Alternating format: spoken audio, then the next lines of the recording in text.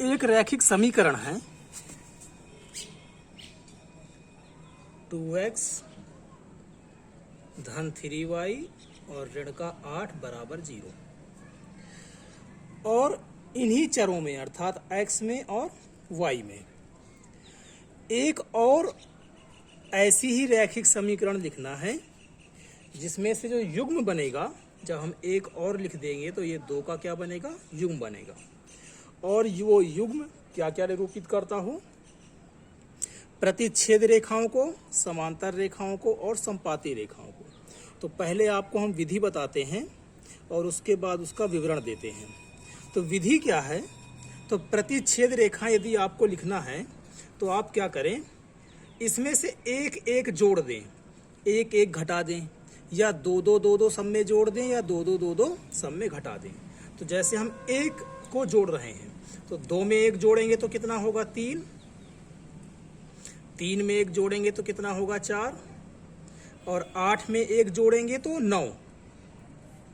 और यदि आप चिन्ह के साथ ले रहे हैं कि हम ऋण 8 में एक जोड़ रहे हैं तो कितना आएगा -7, तो आप -7 भी यहाँ पर लिख सकते हैं। अर्थात आप चिन्हों को नहीं देखें, सीधे सीधे आप जोड़ दें, तब भी आपका काम बिल्कुल चल जाएगा। तो 2 एक 3 हो गया, 3 एक 4 हो गया, और ऋण के 8 में एक जोड़ा तो ऋण का 7 हो गया बराबर में 0। या फिर सीधे सीधे कहें 8 में 1 हो गया तो ये 9 बराबर 0। कैसे भी कर ले, आपका जो उत्तर आएगा वो एकदम सही आएगा। तो ये निरूपित करेगा आपका किसके लिए, प्रतिच्छेद के लिए, प्रतिच्छेदी रेखाओं के लिए। यदि आपसे बोला जाए कि समांतर रेखाओं के लिए लिखो, तो आपको क्या करना है, ये वाला टर्म, ये वाला पद अर्थात 2x और ये 3y, इसको समान रखना है। जैसा आपके प्रश्न में दिया होगा वैसा ही आपको रख देना है, बस आपको इसको बदल देना है। तो इसको यही काम, या तो एक जोड़ दें या तो एक घटा दें, ठीक है, या 2 जोड़ दें 2 घटा दें, या 3 जोड़ दें 3 घटा दें, कुछ भी आप कर सकते हो। एक नंबर अपनी तरफ से लेना है और इसमें जोड़ या घटा देना है। तो 8 है तो 8 का आप या तो 9 कर लीजिए और या तो 7 कर लीजिए। अर्थात इसमें हमने कोई परिवर्तन नहीं किया, हमने सिर्फ किसमें किया, इस वाले में। तो हमेशा आपको ध्यान देना है, x वाले में कुछ नहीं करना है, y वाले में कुछ नहीं करना है, बिल्कुल समान रखना है। और जो आपका ये तीसरा पद बचता है उसी में आपको 8 का या तो 7 कर लीजिए या फिर 9 कर लीजिए। तो ये हो गया आपका किसके लिए, समांतर के लिए। और यदि आपको संपाती लिखना है तो संपाती के लिए आपको क्या करना है, किसी भी एक नंबर से, 2 से, 3 से, 5 से, 7 से गुणा कर देना है आपको सभी में। जैसे 2 में हम मान के चलिए एक नंबर ले रहे हैं, 3 ले रहे हैं, तो 3 में 2 का गुणा किया तो कितना आया 6, 3 में 3 का गुणा किया तो कितना आया 9, और 3 में 8 का गुणा किया तो कितना आया 24। 3 से हमने पूरे में गुणा कर दिया। तो ये जो निरूपित करेगा, तो ये दोनों युग्म आपस में मिलकर के क्या निरूपित करेंगे, संपाती रेखाओं को। ये तो हो गई आपकी विधि कि यदि आपके पास ऐसा प्रश्न है तो आप उसका उत्तर जल्दी में कैसे लिख सकते हैं, और आपका एकदम सही होगा ये। अब बात आती है कि ऐसा हमने क्यों किया। तो हम शुरुआत करते हैं प्रतिच्छेद से। तो प्रतिच्छेदी रेखाओं को निरूपित करने के लिए हमें पता है कि A1 बटे A2, B1 बटे B2 का जो अनुपात है वो बराबर नहीं होना चाहिए। हम चाहें तो यहाँ पर C1 C2 भी लिख सकते हैं, पर आपने देखा होगा बुक में कि सिर्फ इतना ही दिया रहता है, तो हम भी इतना ही ले रहे हैं। अब करके देखिए, ये हो जाएगा 2 बटे 3, ये हो जाएगा 3 बटे 4, और ये हो जाएगा 8 बटे 9। माइनस माइनस कट जाएंगे तो ये 8 बटे 9 बचेगा। हम देख सकते हैं कि ये तीनों ही क्या है, बराबर नहीं है, जबकि हमें सिर्फ इतना ही देखना है तो हम इतना ही देख रहे हैं। तो ये दोनों बराबर नहीं है, अर्थात इनका अनुपात बराबर नहीं है। अतः ये किसको निरूपित करेंगे? प्रतिच्छेदी रेखाओं को। ये आप पिछले प्रश्नों में कई बार पढ़ चुके हैं। अब बात आती है समांतर रेखाओं के लिए। तो समांतर रेखाओं को देख लेते हैं। ये तो प्रतिच्छेदी के लिए हो गया। यदि हम समांतर के लिए बात करें,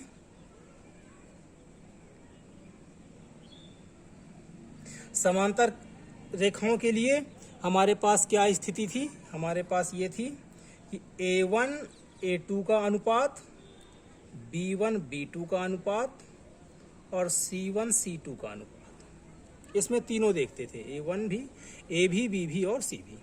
तो ये अनुपात बराबर होना चाहिए और ये बराबर नहीं होना चाहिए। देख लेते हैं। तो इसमें हमने क्या बनाया था? इसमें बनाया था, हमने बताया था कि इन दोनों को बिल्कुल समान रखना है और इसको बदल देना है। तो 8 का 9 कर दीजिए या 7 कर दीजिए। तो ये हो गया। और जो दी हुई रेखा है वो ऊपर वाली है, उसको भी लिखी देते हैं हम लोग। अब अनुपात देखते हैं। तो 2/2, 3/3 और 9/8 एक आएगा। ये भी कट करके एक ही आएगा और ये 9/8 आएगा। तो ये दोनों बराबर हैं और ये बराबर नहीं है, अर्थात ये किसको निरूपित कर रहे हैं? समांतर रेखाओं को निरूपित कर रहे हैं। यदि तीसरा देखें हम समपाती के लिए, तो समपाती के लिए बताया था कि किसी एक नंबर से गुणा कर देना है। तो हमने लिया था 3, इस बार 4 ले लेते हैं। 4 से गुणा कर देते हैं पूरे में। तो 4 से गुणा कर देंगे तो ये हो जाएगा। पहले हम दी हुई रेखा लिखते हैं। तो ये हमारे दिया हुआ समीकरण है और 4 से कर देते हैं गुणा। तो 4 दूनी 8, 4 3 12 और 4 8 32। चिन्हों को बिल्कुल ध्यान में रखना है। यदि आप ऋण के 4 से गुणा करते हैं तो आपको चिन्हों को ध्यान रखते हुए ही लिखना है। अब अनुपात देखते हैं। तो समपाती रेखाओं की लिए स्थिति क्या थी कि तीनों ही बराबर होते हैं। तीनों ही क्या होते हैं? बराबर। देखते हैं इसमें। तो इसको लिखेंगे हम 2/8, 3/12 और 8/32। ये कटेंगे 2 की टेबल में 8 4 बार में, 3 4 12, माइनस माइनस भी कटेगा, ऋण ऋण का निशान कटेगा और 8 4 32। देख सकते हैं तीनों ही क्या है? बराबर। अतः ये युग्म किसको निरूपित कर रहा है? समपाती रेखाओं को निरूपित कर रहा है। तो ये तो हो गया आपका आंसर। अब यदि आप इनका ज्यामितीय निरूपण देखना चाहते हैं तो उसको भी देख सकते हैं। तो पहले बनाते हैं हम किसके लिए? समांतर नहीं, प्रतिच्छेद रेखाओं के लिए। तो पहले तो हम अपनी रेखा का समीकरण बनाएंगे जो हमें दिया हुआ है। ये दिया हुआ है। तो ग्राफ बनाने के लिए आपको पता है, सबसे पहले टेबल बनाते हैं। एक्स और वाई में हमने 2 ही लेकर के बनाए थे। किसी किसी बुक में 3 लेकर के भी है, लेकिन हम 3 से नहीं, हम 2 से ही बनाएंगे और 2 से ही बन जाता है। तीसरे की आवश्यकता नहीं पड़ती है। तो फिर x की वैल्यू यहाँ पर हम 0 ले लेते हैं। तो जैसे ही यहाँ पर आप 0 लेंगे तो ये पूरा क्या हो जाएगा? 0। ये आएगा 3y ऋण का 8 बराबर 0। देख सकते हो कि यहाँ पर दशमलव में कुछ संख्याएं आएंगी और हमें दशमलव में नहीं चाहिए। तो इसके लिए भी आपको विधि बताया था कैसे करना है। तो शॉर्ट में जो विधि थी वो कैसी थी? तो ऐसे थी वो कि एक बार इसको 0 ले लेते हैं। तो जैसे ही इसको आप 0 करेंगे तो ये बनेगा आपका, अर्थात y को ले रहे हैं हम 0। तो y यदि 0 है तो 2x बचेगा, ये 0 हो जाएगा और ये ऋण का 8 बचेगा। तो सीधा सा आंसर आ जाएगा हमारा 4। x का जो मान आएगा वो 4 आएगा। अब दूसरा निकालने के लिए हम यदि इसको 0 लेते हैं तो अभी दिखाया था कि दशमलव में उत्तर आ रहा था। तो दशमलव में आ रहा है तो यहाँ पर 0 ना लेकर के आप 1 ले लीजिए। 1 लेकर के देख लेते हैं जल्दी से। तो यहाँ पर 1 ले यदि हम, तो 2 एकम 2, बाकी सब कुछ समान ही रहेगा। 2 में 8 घटाएंगे तो माइनस का 6 आएगा और हमारा काम बन जाएगा। 6 इधर, 3 कहाँ आता है नीचे, कटेगा तो कितना आ जाएगा 2, अर्थात y का मान कितना आया 2 आया। बन गई टेबल। अब सीधे ग्राफ पे आते हैं। तो ये हो गया x के लिए और ये हो गया y के लिए। x 1 2 3 4, y में 1 2 3 4। x जब 4 लिया है तो y 0 है, अर्थात एक बिंदु हमारा यही हो गया। x जब 1 लेंगे तो y कितना है 2, तो 1 ऐसे 2 ऐसे कहाँ पर कट करेंगे, यहाँ पर, तो एक बिंदु हो गया ये। और दोनों को मिलाएंगे तो कुछ ऐसे जाएगा, ये ऐसे जाएगा ये। तो ये रेखा हो गई आपकी कौन सी, दी हुई रेखा।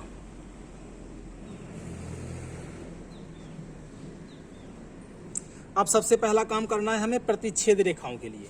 तो प्रतिच्छेद के लिए हमारे पास समीकरण कौन सा था, 3x 4y ऋण का 9 बराबर 0।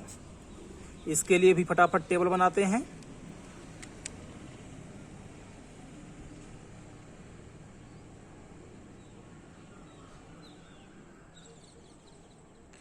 तो इसको 0 रखते हैं तो ये बनेगा हमारा 3x, जिसमें से आप देख सकते हो 3 आया। तो जैसे ही हमने y को रखा 0 तो x का जो मान आया वो कितना आया, 3 आया। अब दूसरा मान निकालने के लिए हम इसको 0 रखते हैं तो ये 4 है, ये 9 बचेगा, ये तो 0 हो जाएगा, ये 4 ये 9। 4 की टेबल में 9 नहीं आता है, 4 के पहाड़े में 9 नहीं आता है, अर्थात काम बनने वाला नहीं है। तो यहाँ पर 1 रख देते हैं। तो जैसे ही हम 1 रखेंगे तो इधर आएगा 3 एकम 3, और 3 में से 9 घटेगा तो कितना आएगा 6, और ये 4, और 4 के पहाड़े में 6 नहीं आता है। तो जल्दी से हम ये वैल्यू बदलेंगे और x को रख देंगे हम 2, x को रखेंगे 2, 3 2 6, 6 और 9 कितना हो जाएगा 3, 3 4 की टेबल में 3 नहीं आता है तो 2 को भी हटा दीजिए, 3 पे आ जाइए। तो 3 3 9, तो 9 और 9 कितना हो जाएगा 0 हो जाएगा, और 0 तो आ ही सकता है। तो हमने रखा कितना, x को हटा करके हमने रखा यहाँ पर 3। तो 3 तो हम पहले ही रख चुके हैं, इसलिए 3 को रखेंगे नहीं, क्योंकि हमें पता है कि 3 रखने पे क्या आएगा 0 आएगा। तो 4 रख देते हैं। तो 3 4 12, 12 में से 9, 3 काम नहीं बनेगा। 5 रख देते हैं, 3 5 15 9 6 काम नहीं बनेगा। 6 रख देते हैं, 6 3 18, 18 में 9 काम नहीं बनेगा। 7 21, 7 से बन जाएगा। तो x को रखेंगे हम 7। तो जैसे ही x को 7 रखेंगे तो ये बनेगा 7 3 21, 4y, 21 में 9 घटाएंगे तो कितना आएगा 12। 21 बड़ा है तो 12 किसका आएगा, धन का आएगा।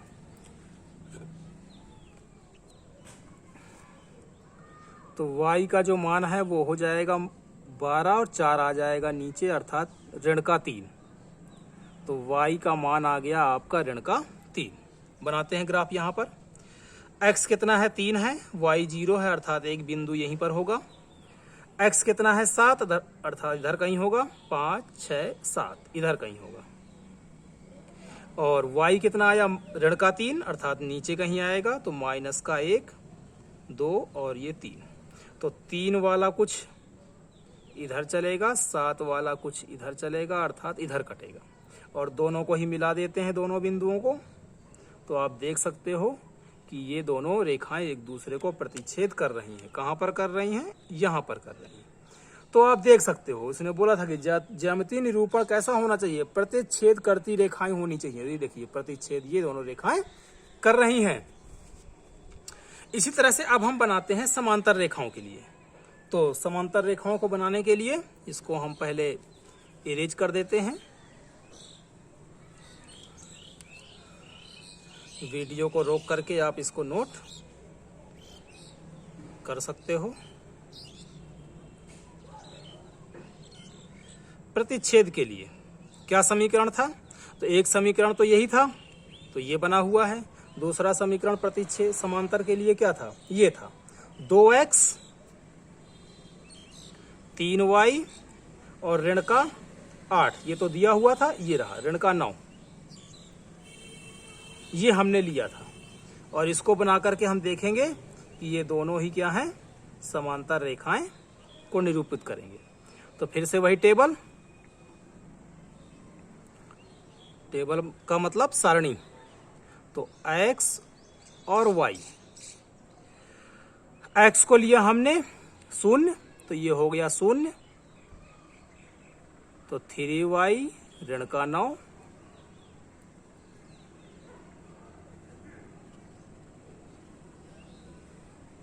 कितना आ गया 3। और दूसरा ले लेते हैं हम,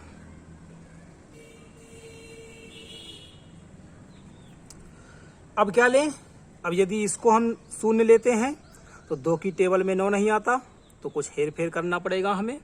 तो हम क्या करेंगे, y को 1 ले लेंगे, तो ये हो जाएगा 3 एकम 3 और 3 में से 9 6, 2 की टेबल में 6 आता है, तो हम लेंगे y को 1। y को लिया हमने 1, तो ये हो गया 2x 3 एकम 3, तो 2x ये हो गया ऋण का 6, 2x बराबर 6, 2 से इसको काट दिया, कितना आया 3, अर्थात x का मान कितना हो गया 3 हो गया। इसको भी हम निरूपित करते हैं। तो x जब 0 है तो y कितना है 3, अर्थात एक बिंदु यहां पर मिलेगा। और x जब 3 है तो y कितना है 1, 1 मतलब यहां कहीं मिलेगा। और इन दोनों बिंदुओं को यदि हम मिला दें तो ये देखिए समांतर रेखाएं बन रही हैं, ये बहुत पास पास में बन रही हैं। आप चाहो तो बताया था कि इसको बदलना है, आप 9 को हटा करके यहाँ पे 10 कर दीजिए, 11 कर दीजिए, 20 कर दीजिए, और 20 बनाने के बाद आप फिर से ये सारणी बनाइए और फिर देखिए। तो जब ये दोनों रेखाएं दूर दूर बनेंगी तो एक दूसरे को कहीं भी प्रतिच्छेद करती हुई नहीं दिखेंगी आपको, ना तो करेंगी ना करती हुई दिखेंगी। तो तब आपको लगेगा कि हाँ ये समांतर रेखाओं को निरूपित कर रहा है। आगे चलते हैं तो समपाती रेखाओं के लिए भी देख लेते हैं। तो इस रेखा को हम मिटा देते हैं।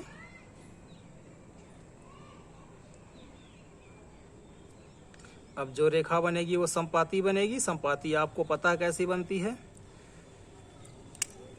यदि आपके पास ये रेखा है तो दूसरी रेखा भी इसी के ऊपर ही बनेगी, अलग कहीं नहीं बनेगी। अर्थात जो ये रेखा बनी हुई है यही रेखा इस तीसरे वाले समीकरण, इस वाले को भी निरूपित करेगा। करके देखते हैं इसको। यही होता है समपाती, एक रेखा के ऊपर ही दूसरी रेखा आ जाती है। तो ये है आपका 8x और 12y ऋण का 32, और पहला समीकरण तो यही है, तो उसका ग्राफ बना हुआ है। दूसरे वाले का हम बना करके देख रहे हैं। तो फिर से वही समीकरण,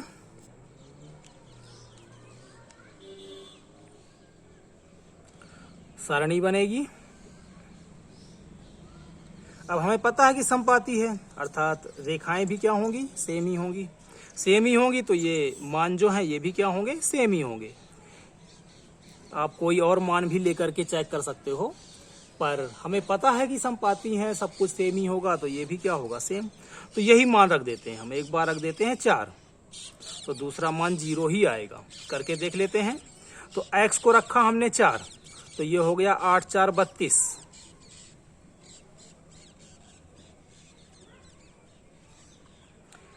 से 32 कट गया, तो 12y बराबर 0। 12 कहाँ आएगा, नीचे, तो हमें पता है कि किसी नंबर से 0 में भाग देते हैं तो कितना आता है, 0 ही आता है। अर्थात y का मान कितना आ गया, 0। दूसरा मान रखने पर भी वही आएगा जो आ रहा था। दूसरा मान रखा हमने x को 1, तो यहाँ पर भी 1 ही रख देते हैं। तो 8 1, तो 8 एकम 8, 12 32, तो 12y, 8 में 32 में 8 घटाना है, 24 आएगा। तो y बराबर ऋण का 24 है, इधर आकर के धन का 24 हो जाएगा। 12 गुणा में है तो कहाँ हो जाएगा, भाग में। काट देंगे तो कितना आएगा, 2। देख सकते हैं मान एकदम सेम आए हैं। तो वही है, 4 पर 0 है तो 4 पर x का मान 4 पर 0 है, तो ये भी देखिए 4 पर 0 ही है, अर्थात एक बिंदु ये होगा। दूसरा x का मान 1 लेने पर y का मान कितना आ रहा है, 2 आ रहा है। तो x का मान लिया हमने 1, y का मान हो गया 2। कहाँ पर कटेंगे, यहाँ पर। तो दूसरा बिंदु कहाँ पर आएगा, यहाँ पर। और दोनों को फिर से मिलाएंगे तो यही रेखा हमारी बन जाएगी। तो यही रेखा ये भी है और यही रेखा ये भी है, और एक रेखा के ऊपर ही दूसरी रेखा है। अतः ये रेखाएं कैसी हैं, आपस में संपाती रेखाएं हैं। तो इस तरह से आप कर सकते हैं। ये प्रश्न जो है विकल्प के रूप में भी आ सकता है, तो विकल्प में भी आपको बता दिया है, ठीक है, क्यों हुआ है ये भी बता दिया है। विकल्प में आप देख सकते हो, फिर से समझा देते हैं आपको। यदि प्रतिच्छेदी रेखाएं होंगी तो तुरंत आप जो है इसको चेक कर सकते हो, इन दोनों का जो अनुपात आएगा और y का जो अनुपात आएगा वो दोनों बराबर नहीं होंगे, अतः ये क्या होंगी, प्रतिच्छेद रेखाएं होंगी। समांतर रेखाओं में तुरंत आपको चेक करना है कि ये x वाले और ये y वाले आपस में क्या होंगे, बराबर, और ये तीसरा वाला क्या होगा, अलग, ठीक है। और संपाती रेखाओं में जो है तो किसी भी एक नंबर से गुणा किया हुआ होगा, जैसे हमने इसमें 4 से किया है। हो सकता है जो आपका प्रश्न दे रहा है वो 5 से कर रखा हो, वो ऋण के 5 से कर रखा हो, 6 से कर रखा हो, माइनस के 10 से कर रखा हो। तो इस तरह से समांतर रेखाओं में एक स्थिति और हो सकती है कि हो सकता है कि वो, ये आपके प्रश्न में है नहीं, ये आपको समझा रहे हैं, समांतर रेखाओं के लिए है ये, कि मान के चलिए हमने बनाया था ये, और प्रश्न में क्या आ गया, प्रश्न में आ गया कि ये बनने के बाद किसी नंबर से वो गुणा कर रहा है। मान के चलिए यहाँ पर 2 का 2 और 3 का 3 नहीं है, यहाँ पर मान के चलिए हमने 3 से गुणा कर दिया, तो ये हो जाएगा 3 दूनी 6, ये हो जाएगा 3 3 9, और ये हो जाएगा 3 9 27। अब चेक करके देखो तो A1 बटे A2 मतलब 2/6, ये हो जाएगा 3/9, और ये हो जाएगा 8/27। काट के देख लेते हैं तो 2 3 6, 3 3 9, 8/27, अर्थात ये दोनों तो बराबर हैं और ये बराबर नहीं है, तो इनको भी हम समांतर रेखाएं ही कहेंगे। ये तो आपको हमने एक ट्रिक बता दिया था कि यदि समांतर रेखाएं लिखने को आ जाए कि समांतर रेखा का समीकरण लिखिए और एक समीकरण आपको दे दें, तो आप तुरंत ऐसे करके इन दोनों को समान रख करके तीसरे नंबर को बदल देंगे। पर हो सकता है चेक करने के लिए आ जाए, तो चेक करने में आपको कोई आसानी है। क्या करना है, ये रहा एक समीकरण, ये रही और एक समीकरण ये रही, तो दोनों को ही आपको अनुपात में लिखना है। यदि ये दोनों बराबर आते हैं और ये बराबर नहीं आता है, ये दोनों बराबर आते हैं, x और y वाले बराबर आते हैं और ये वाला बराबर नहीं आता है, तो आप सीधे तौर पे कह सकते हैं कि ये समांतर रेखाएं को निरूपित कर रहा है।